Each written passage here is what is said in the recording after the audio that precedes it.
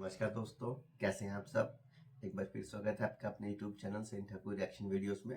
और मैं आपको दोस्त सनी ठाकुर आज एक बार फिर हाजिर हूँ आपके सामने एक नई वीडियो पर रिएक्शन लेकर।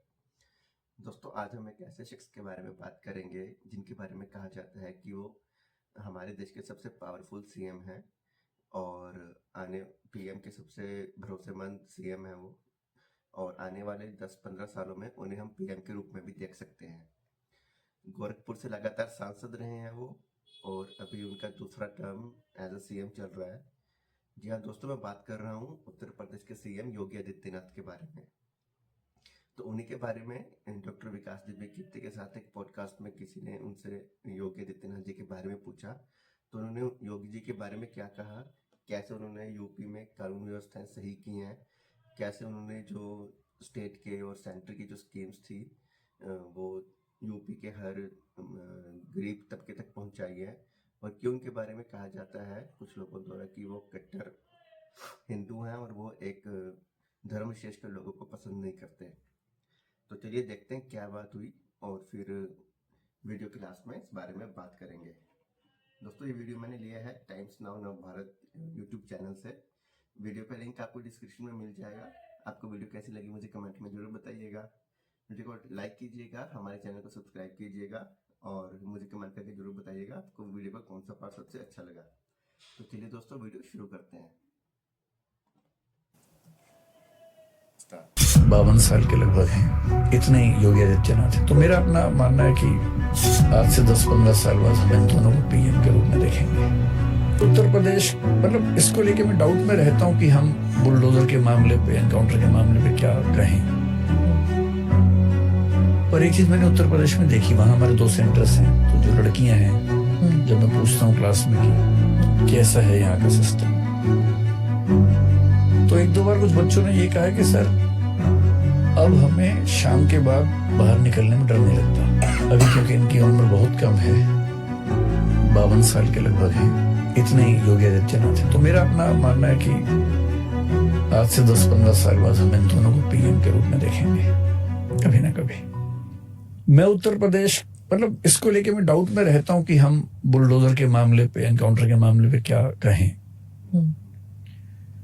पर एक चीज मैंने उत्तर प्रदेश में देखी, वहां हमारे 2 सेंटर्स हैं। तो जो लड़कियां हैं, जब मैं पूछता हूँ क्लास में कि कैसा है यहाँ का सिस्टम, तो 1-2 बार कुछ बच्चों ने ये कहा है कि सर अब हमें शाम के बाद बाहर निकलने में डर नहीं लगता। अब मैं वहां रहता नहीं तो मुझे बहुत ग्राउंड रियलिटीज नहीं पता, लेकिन अगर ऐसा है, एक तो मेरा एक्सपीरियंस है कि जब हम इलाहाबाद गए आज से करीब 5 साल पहले, हमें बताया गया कि गुंडागर्दी बहुत ज्यादा है, लोग आएंगे यहाँ पर बम फेंक देंगे, इंसिडेंट को छोटा सा बम, पेट्रोल बम फेंक देंगे। उसके करीब 2 साल पहले योगी जी सीएम बने, तो हम मेंटली तैयार थे कि ये सब हमारे साथ होने वाला है। इंटरेस्टिंग बात है, 5 साल हो गए, आज तक एक भी आदमी नहीं आया हमारे पास। हमें पुलिस से बातें नहीं करनी पड़ी कभी। तो कानून व्यवस्था के मामले में कोचिंग इंस्टीट्यूट पे क्यों बम फेंकेंगे? फीस कम करने के लिए, या जो छात्र नेता हैं उनकी पावर बनी रहे, वो जिसको बोले फ्री में पढ़ाएं, तो जो ना माने उसे बम फेंक देंगे। इस तरह के इंसिडेंट सुनने से क्यों होते हैं, हुआ नहीं। तो मैंने पूछा कि हमारे साथ नहीं हुआ या अब नहीं होता है, तो पता लगा कि अब नहीं होता है। तो ये तो है कि कानून व्यवस्था के मामले में मेरा अपना परसेप्शन है कि चीजें काफी दुरुस्त हुई हैं। डेवलपमेंट में, एविएशन में, सड़कों में, एक्सप्रेसवे में डेवलपमेंट दिखता है। लेकिन बाकी कुछ मामलों में ऑब्जेक्शंस होने ही चाहिए, मुझे भी हैं। वो करेक्शंस 2024 के इलेक्शन में लोगों ने बता दिया कि करेक्शंस आपने करने हैं।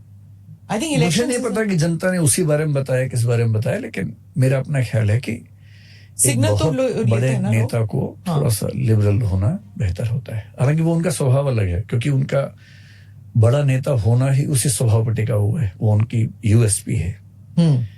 तो मेरा सुझाव तो उनके लिए बहुत अनुकूल शायद नहीं है, लेकिन मुझे लगता है कि छोड़िए, मेरा भाव आप समझ गए। जी, बिल्कुल। जब वो संविधान बदल देंगे वाला मसला जब चला था, ये अयोध्या से शुरू हुआ था ये मसला। जो वहां के उम्मीदवार थे लल्लू सिंह, शायद उन्होंने सबसे जो पहले किया। उन्होंने ये बात कही थी कि संविधान बदलेंगे। हाँ, वो भारी पड़ा, बहुत भारी पड़ा वो तो। और अब इस इलेक्शन के बाद प्रोबेबली ये पहला इलेक्शन होगा जहां पर सोशल मीडिया ने, मतलब हमने सोचा था कि इससे पहले वाला इलेक्शन जो है 2019 का, सोशल मीडिया ने बहुत इंपॉर्टेंट रोल प्ले किया था। 2014 के बारे में कहा जाता था कि बीजेपी जो है उसने काफी सारे सीट्स सिर्फ सोशल मीडिया के बलबूते जीते थे, बिकॉज उस time social media was the only Avenue available for mister Modi, क्योंकि ट्रेडिशनल मीडिया ने लिटरली मोदी जी को दरकिनार किया हुआ था। 2014 का वो था। 2019 में सोशल मीडिया का बहुत अहम रोल था, लेकिन 2024 में एक अयोध्या फैजाबाद का वहां से जो बात चली वो आग की तरह फैली पूरे देश में। So I think social media is something to be watched, Yes. कि इतना स्ट्रॉन्ग रोल प्ले कर रहा है। इसके आप क्या देखते हैं कि ये डेंजर है कि ये it needs correction? How are political party suppose to deal with it? Social media तो फ्यूचर है ही किसी भी सोशल डिस्कोर्स का, पॉलिटिकल डिस्कोर्स हाँ। का। भविष्य के चुनाव तो सोशल मीडिया पे लड़े जाएंगे, वो तो अंडरस्टूड है ही। और मीडिया की आजादी का मतलब ये है कि अगर कोई फैक्ट्स के साथ छेड़खानी नहीं कर रहा है या उसके इंटेंशन क्रिमिनल नहीं है, तो मीडिया पे उसको बोलने की आजादी होनी चाहिए, चाहे वो पक्ष का हो चाहे विपक्ष का हो। इस बार जो संविधान बदल देंगे वाला मतलब नारा कहें, जुमला कहें, बातचीत कहें जो चली, उससे ये मैसेज कन्वे हुआ कि रिजर्वेशन खत्म होगा। हालांकि ये बात शायद थी नहीं, और बीजेपी ने बार बार कही कि ऐसा कुछ नहीं होगा, पर पॉलिटिक्स तो परसेप्शन पे चलती है। अगर एक आम आदमी के मन में ये परसेप्शन बैठ गया कि रिजर्वेशन खत्म कर देंगे लोग, आरक्षण हटा देंगे, संविधान बदल देंगे। अच्छा, संविधान कैसे बदला जाता है ये जनता को ना पता है ना उसको रुचि है। संविधान बदलने के लिए 400 सीटें चाहिए ही नहीं, 355 ही काफी है उसके लिए, तो वो तो सामान्य सी बात थी। परसेप्शन पे पॉलिटिक्स चलती है, और ये परसेप्शन ठीक ठाक, कम से कम उत्तर प्रदेश में तो ठीक से बना परसेप्शन। कुछ और राज्यों में बना होगा, लेकिन उत्तर प्रदेश में तो विजिबली दिख रहा था। राजस्थान में मेरा अपना अनुमान ये है कि वहां की जो पॉलिटिकल डेवलपमेंट थी उनसे नाराजगी ज्यादा थी, लोकल वाली। यही हरियाणा में भी था। संविधान बदल देंगे वाली फीलिंग उत्तर प्रदेश में मेरे ख्याल से ज्यादा रही, और बिहार में नहीं थी। बिहार में दरअसल वो चीजें इस तरह से मिक्स थी कि आरक्षण वहां पे तो बहुत इंपॉर्टेंट होता है। हाँ, लेकिन मतलब लोगों को ये भरोसा है कि नीतीश कुमार है तो आरक्षण पे तो हमला नहीं होगा, और यदि सेंटर के साथ कनेक्टेड है तो सेंटर के फंड्स भी मिल जाएंगे, तो मेरे ख्याल से ये भरोसा वहां पर काम कर रहा था। अच्छा, उत्तर प्रदेश में वो भरोसा इस बार उतना काम नहीं कर रहा था।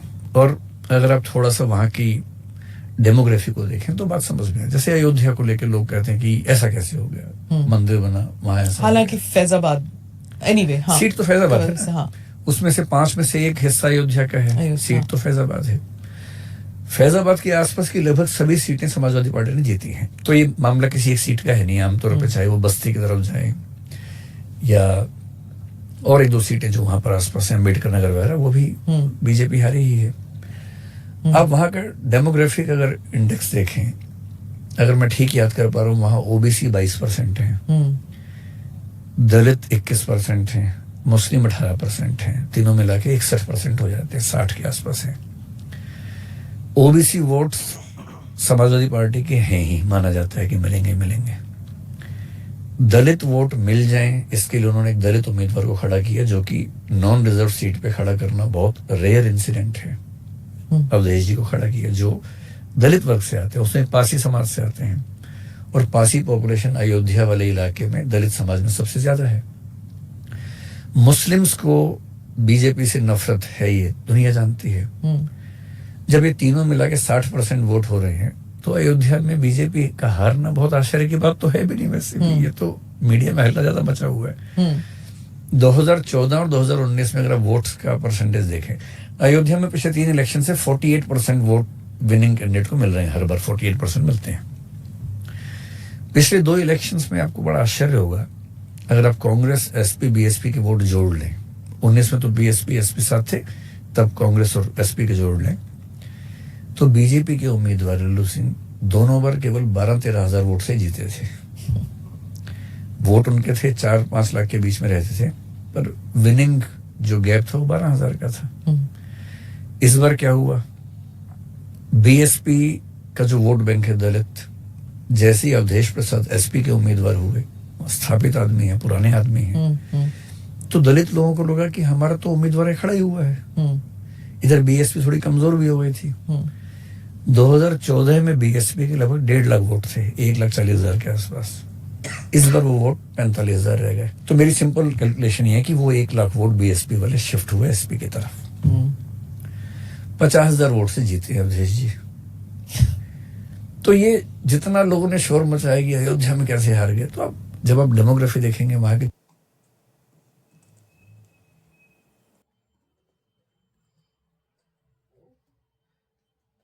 तो दोस्तों ये थी आज की वीडियो और इसमें डॉक्टर व्यास जी कीर्ति सर ने बहुत फैक्ट्स लेके, क्योंकि वो हमेशा फैक्ट्स पे बात करते हैं। तो यूपी के जो भी इलेक्शंस हुए हैं, ऑफ कोर्स उसमें जो सीएम बने योगी आदित्यनाथ, वो तो बने ही हैं, बट जो भी लोकसभा के इलेक्शन हुए हैं उसमें जो फैजाबाद की सीट जो बीजेपी हारी है, मतलब जिसमें अयोध्या भी आता है, तो उसके बारे में फैक्ट्स पे वो बात कर रहे थे कि जो आम जनता है उनके दिमाग में जब ये बात डाल दी गई कि बीजेपी के कैंडिडेट, बीजेपी के एक प्रवक्ता द्वारा कि संविधान बदल देंगे, तो उनके मन में जो रिजर्व सीट्स थे या जो आरक्षण प्राप्त लोग थे, उनके दिमाग में यही बात गई कि हमारा आरक्षण चला जाएगा। तो इस तरह से जो बात की जाती है, और जैसे डॉक्टर विकास देवकीर्ति सर ने बताया कि परसेप्शन में बात पॉलिटिक्स चलती है, तो जब उनके मन में परसेप्शन आ गया तो बहुत लाजमी हो गया था वहां पे कि बीजेपी ये सीट हार जाएगी, क्योंकि वहां पे दलित, ओबीसी और ये जो बीएसपी के दलित, ओबीसी और ओबीसी के भी वोट तो हमेशा समाजवादी पार्टी को ही जाते हैं, और इस बार कांग्रेस समाजवादी पार्टी जो इंडी गठबंधन है मिलके बीजेपी के खिलाफ लड़ रहा था। तो जाहिर सी बात थी कि सभी वोट ये समाजवादी पार्टी और कांग्रेस के गठबंधन को जाएंगे, और हुआ भी ऐसा ही। और इस तरह से बीजेपी जो है वहां की अयोध्या वाली सीट हार गई। राज्य ये लोकसभा के बाद जो स्टेट इलेक्शन हुए थे उसमें भी आई थिंक अयोध्या की सीट पे काफी मशक्कत करनी पड़ी थी इसको जीतने के लिए बीजेपी को। और दोस्तों ये थी आज की वीडियो। आपको वीडियो कैसी लगी मुझे कमेंट में जरूर बताइएगा। वीडियो का कौन सा पार्ट आपको बहुत अच्छा लगा प्लीज लिखना मत भूलिएगा। जल्दी मिलूंगा आपसे नई वीडियो में, तब तक अपना ध्यान रखिएगा। Good bye.